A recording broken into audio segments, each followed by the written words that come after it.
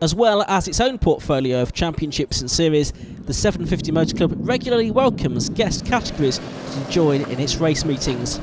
One such example is the MG Car Club's Thoroughbred Sports Car Championship, now in its 24th season, having evolved from the MGA Championship.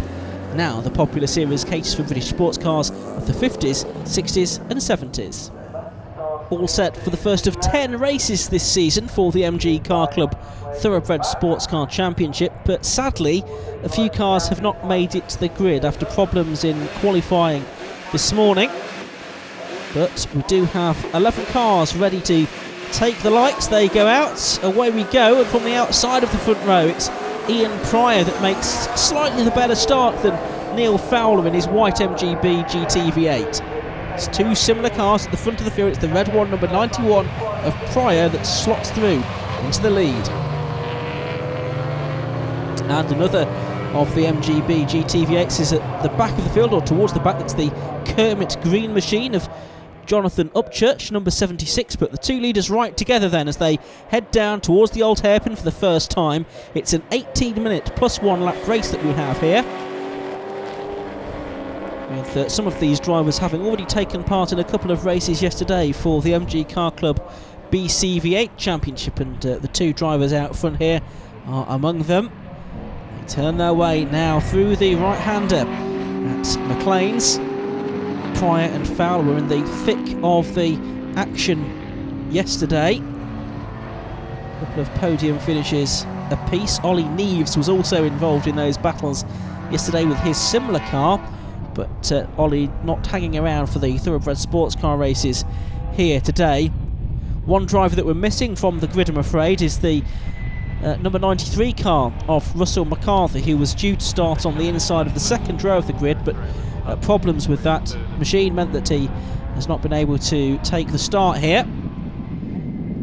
So it's down to Pryor and Fowler to give us the action right at the front of the field. They're both in their Class D cars, which are the most modified, most race-prepared cars. Then we work our way backwards through the classes, really, down through C, B and A to the smallest capacity and less modified cars. Over the line to complete the first lap go our leaders then. Ian Pryor from Neil Fowler in second place. In third place it's the number 60 car of Rob Spencer. He's in the first of the Class C machines. Then in fourth place we have number 46, which is Simon Cripps. He's in another MGB, but you'll see it's the different body shape. It's the Roadster that he drives rather than the GT V8, which are the cars that fill the first 3 positions on the circuit at the moment. And Rob Spencer is a driver with some pedigree in the championship. He was the champion in 2012 and he was also the Class D champion for last season, but stepping back a class for this year. There's Simon Cripps, who had some problems yesterday with the BCV8 races, but good to see him out today, going well. He's actually in a Class B car. All of those first 4 cars on track there have the 3.9 litre V8 engine in.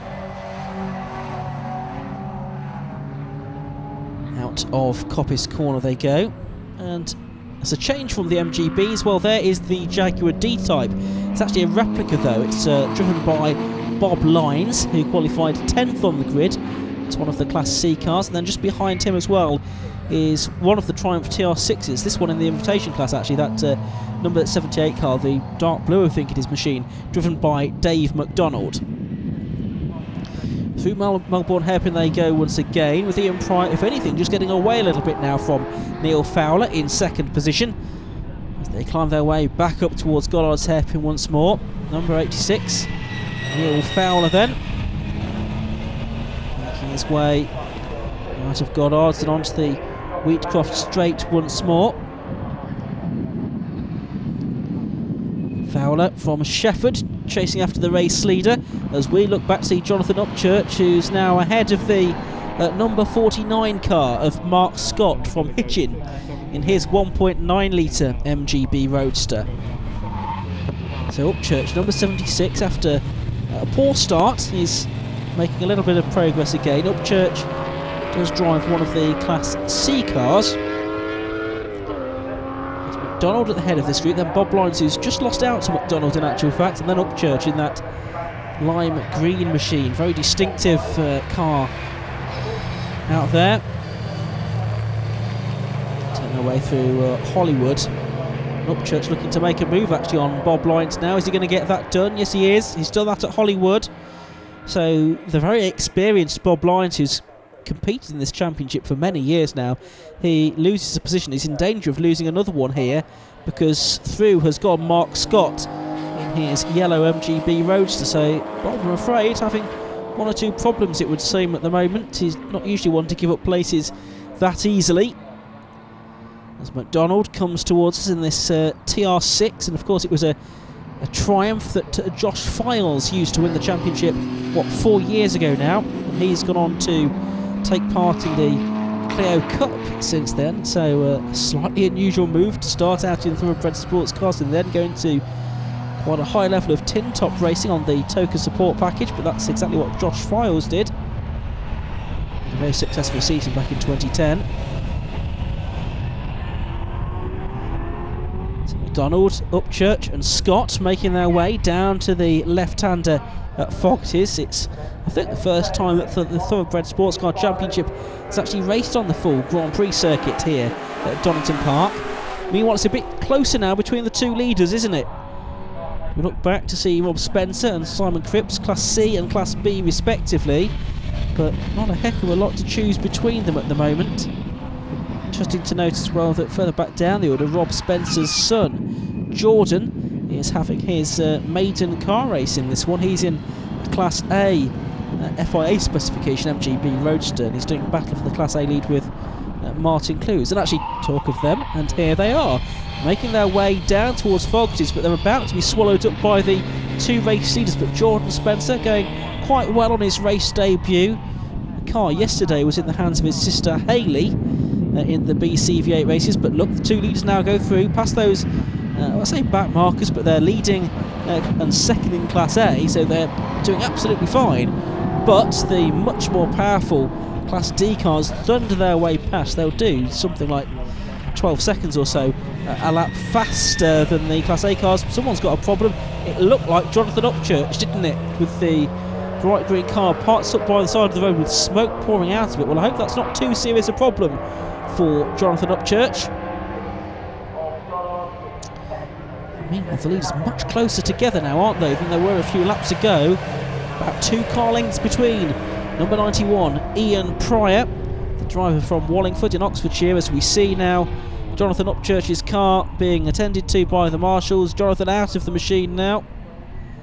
As Dave McDonald gets a lap put on him. Well, that tells you exactly how fast the two leaders are going, because Dave McDonald is no slouch at all. And he's up in 5th position, so the leaders have done an incredible job here to lap so much of this field in just an 18-minute plus 1 lap race. Down to Fogarty's again. Brakes. Now down towards the Melbourne Loop. Right-hander Neil Fowler has been playing second fiddle throughout this race, but in the closing stages now. Can he do anything about the race leader? Coming up towards Goddard, he's trying to mount a very late attack. Is it going to be too little too late though? Out of the final corner they come, and over the line the checkered flag waves, and it's very close indeed at the end. Only about a 1/10 of a second in it between Pryor and Fowler in 1st and 2nd.